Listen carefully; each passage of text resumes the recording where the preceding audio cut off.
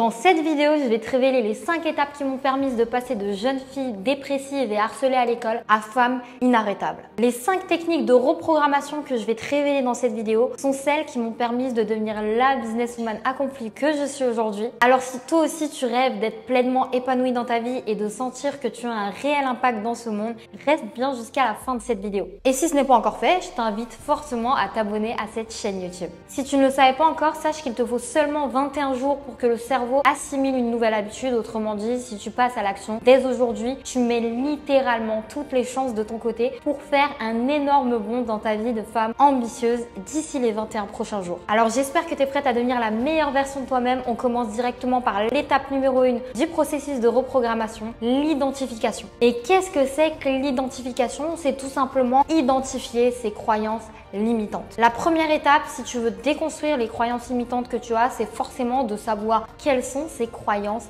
limitantes. Et pour ça, il y a une étape très simple que la plupart des gens oublient, c'est arrêter de se mentir à soi-même.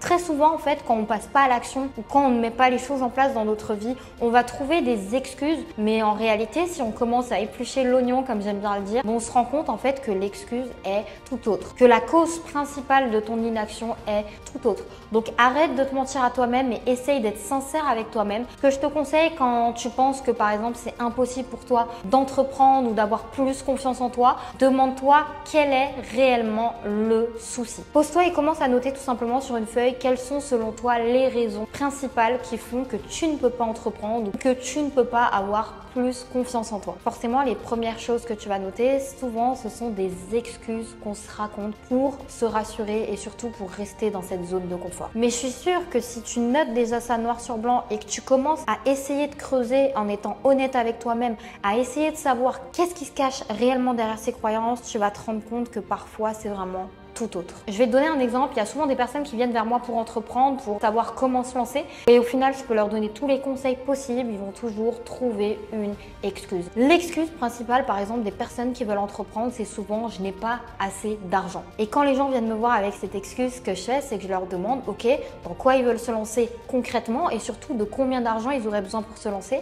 Là, j'ai toujours un bug général ou bien j'ai des personnes qui me sortent des chiffres approximatifs du style « oh, peut-être 10, 15 ou 20 000 euros ». Et quand tu creuses un petit peu et que tu leur demandes qu'est-ce qu'ils vont faire avec ces 10, 15, 20 000 euros, ils n'en ont pas la moindre idée. Et ça veut tout simplement dire une chose, que cette croyance qu'ils n'ont pas assez d'argent pour se lancer, c'est juste une croyance qu'ils ont inventée qui est complètement fausse pour donner une excuse à leur inaction. Parce que la réalité, c'est que si tu ne sais pas concrètement dans quoi tu veux te lancer et que tu ne t'es pas renseigné sur ce domaine, tu peux pas savoir si ça va te coûter 0 euros, quelques centaines d'euros ou quelques milliers d'euros. Et si tu creuses un petit peu et que tu commences à éplucher l'oignon, tu te rends compte que derrière cette croyance qui est au final juste une excuse, il y a tout simplement une peur de l'échec. Et c'est pour ça que je vous dis que la manière la plus simple de déconstruire ces croyances, c'est de réussir à être sincère avec soi-même, d'arrêter de se mentir à soi-même et surtout de comprendre que toutes ces croyances limitantes ne sont pas la réalité, mais que ce sont des choses qu'on a inventé. La deuxième étape est de conscientiser le coût de votre inaction. Qu'est-ce que ça vous coûte de rester dans votre zone de confort? C'est vrai qu'on a souvent tendance à faire quelque chose de très simple, c'est de se dire quelle est la pire chose qui puisse m'arriver si je passe à l'action? Qu'est-ce qui va se passer si je commence à entreprendre, si je commence à faire ces affirmations positives, si je commence à lire ce livre? Est-ce que je vais vraiment avoir des résultats? Est-ce que ça va vraiment fonctionner? Est-ce que je vais pas juste perdre du temps? Est-ce que je vais pas juste échouer? Et au lieu de faire ça, tu peux faire un exercice très simple, c'est de te demander qu'est-ce qui se passe si tu ne passais pas à l'action. Et en fait, là, ce que tu fais, c'est de confronter ta peur, qui est en réalité très petite, mais qui te paraît énorme, à une peur encore plus grande, qui va clairement te botter les fesses pour que tu puisses passer à l'action. Pour te donner un exemple, en général, quand on se dit ok, qu'est-ce qui va se passer si je passe à l'action, on se dit bon, je vais peut-être perdre du temps, je vais peut-être échouer, je vais peut-être devoir recommencer, etc., etc. Alors que quand je me pose cette question, qu'est-ce qui se passerait dans ma vie si je continuais comme ça, si je passe pas à l'action, si je n'ose pas? Là, on a des peurs beaucoup plus flippantes qui débarquent, du style mourir avec des regrets. Et je pense qu'il n'y a pas une seule personne qui se dit je préfère mourir avec des regrets plutôt que de perdre un peu de temps ou d'investir sur moi-même pour rien. sachant qu'investir sur soi-même, c'est jamais pour rien. Au pire, vous apprendrez toujours une leçon. Donc pose-toi cette question, quel est le coût de ton inaction? Et surtout, garde en tête que si la personne que tu es aujourd'hui était capable de réaliser ses rêves, elle l'aurait déjà fait depuis longtemps. Donc crois-moi, si tu ne fais rien aujourd'hui pour changer, rien ne changera dans ta vie. Tu vas pas te lever un jour et comme par magie avoir plus confiance en toi, avoir un projet qui tourne tout seul. Non, ça n'arrivera absolument jamais. La seule manière de changer les choses, c'est de changer les choses. Étape 3, la visualisation. Avant de pouvoir avoir quelque chose dans sa vie, il faut déjà y croire.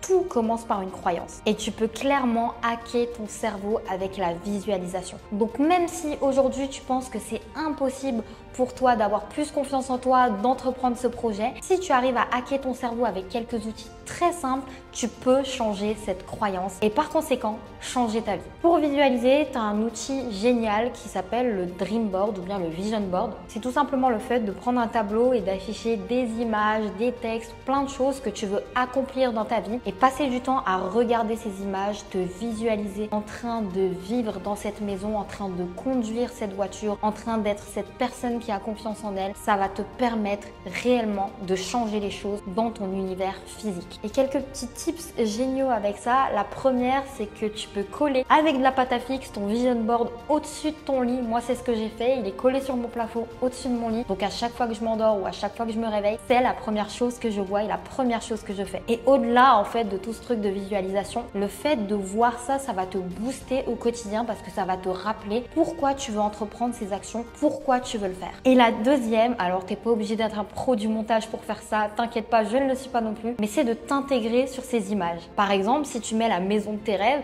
c'est de prendre une photo, tu découpes ton arrière-plan et tu te colles directement dans la cuisine de cette maison ou bien tu mets ta petite tête dans cette voiture. Moi, c'est ce que j'ai fait, c'est hyper drôle, mais ça aide vraiment à te visualiser dans ces situations ou dans ces endroits. L'étape 4, qui est en réalité la suite de l'étape 3, l'un ne va pas sans l'autre, la conceptualisation de tes objectifs. Prends un carnet et note une fois par jour tout ce que tu veux atteindre dans ta vie, la personne que tu veux être, les nouveaux adjectifs qui te qualifient, bref, tout ce qui va t'aider à te visualiser et à te projeter dans ta nouvelle vie. Et là, tu vas me dire, oh Tata Gamze, faire ça tous les jours, c'est hyper chiant. Mais laisse-moi te dire une chose, c'est qu'on n'a rien sans rien. Au bout d'un moment, si tu veux changer ta vie, je te l'ai dit précédemment, mais tu vas devoir changer les choses.